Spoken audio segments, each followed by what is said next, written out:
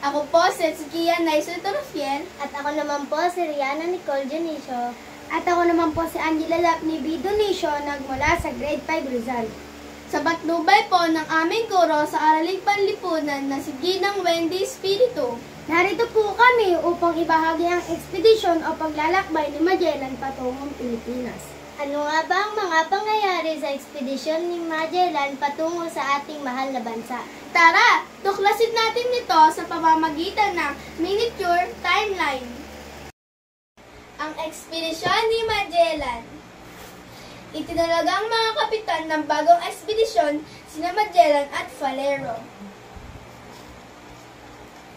Nagprotesta ang ilang Kastila sa ekspedisyon sabagkat kapwa Portuges ang mga kapitan. Dahil dito, pilitan si Valero ng isang Espanyol na kapitan. Binigyan ang ekspedisyon ng halos 270 na manlalakbay at 5 barkong panlayag. Ito ang mga barkong Trinidad, Santiago, San Antonio, Victoria, at Concepcion. Si Magellan ang leader ng ekspedisyon at ang kapitan ng barkong Trinidad. Si Juan Rodrigo Serrano ang kapitan ng barkong Santiago.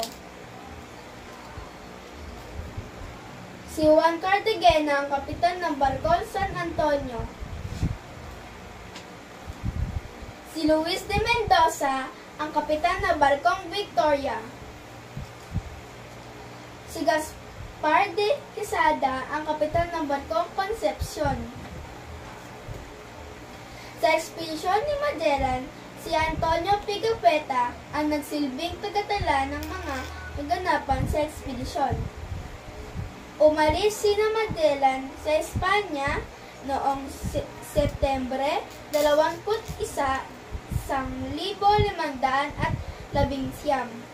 Nakarating nila Magellan ang Port San Julian, Argentina noong Marso 1520.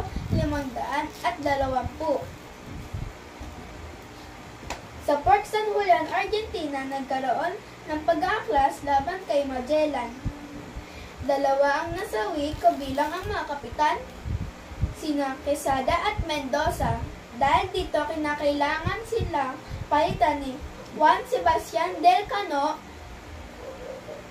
Muli naglakbay sina Magellan at huminto sa Cabe de Sido o kilala sa pangalang na Cabo de Sido, Argentina noong Nobyembre 1520. Habang nasa ekspedisyon si Magellan, ang barkong Santiago at San Antonio ay nasira sa paglalakbay. Nagpatuloy ang barkong Trinidad, Victoria at Concepcion at pansamantalang dumaon sa Guam noong 1521. Naisip ni Magellan hindi ligtas kung diretso sila sa Moluccas sapagkat sakop ito ng mga Portuges. Dahil doon, kaya sila napadpad sa isla ng Suluan, Samar sa Pilipinas, noong Marso 16, 1521.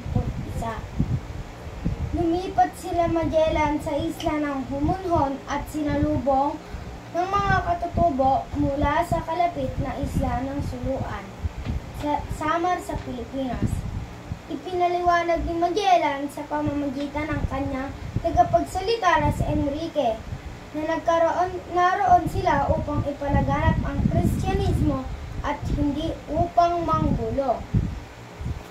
Sa ekspedisyon ni Magellan, si Enrique ay isang alipin mula Sumatra, Indonesia. Dahil magkakahawig lamang ang mga wika noon sa Timog Silangang Asya.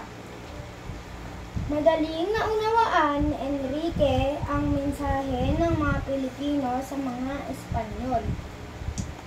Islas de San Lazaro o Islas San Lazaro, ito ang pinangalan ni Magellan dahil kapistahan ni San Lazaro at itinala na unang pagkatuklas sa bansang Pilipinas noong Marso 16, 521. Lumipat sa Limasawa, Leyte ang mga Espanyol dahil hindi sapat ang pagkain sa Humunhon. Nakilala nila si Rakulambu at Siagu na kanilang naging kaibigan. Bilang simbolo ng pagkakaibigan, naganap ang sanduguan sa pamamagitan ni Rakulambu at Magellan. Ito ang kauna-unahang sanduguan na naganap sa pamamagitan ng isang Pilipino at isang dayuhan. Ang ekspedisyon ni Magellan sa Pilipinas ay marka na simula ng panahon ng kolonyalismo at sa bansa na nagkaroon ng malaking epekto sa kultura, politika at ekonomiya ng Pilipinas. At dito na po nagtatapos ang aming paglalahad tungkol sa ekspedisyon ni Magellan. Muli ako po si Ezequiel Naisel Dorafiel. Ako po si Angela Daphne V. Dionisio. Ako naman po si Rihanna Nicole Dionisio.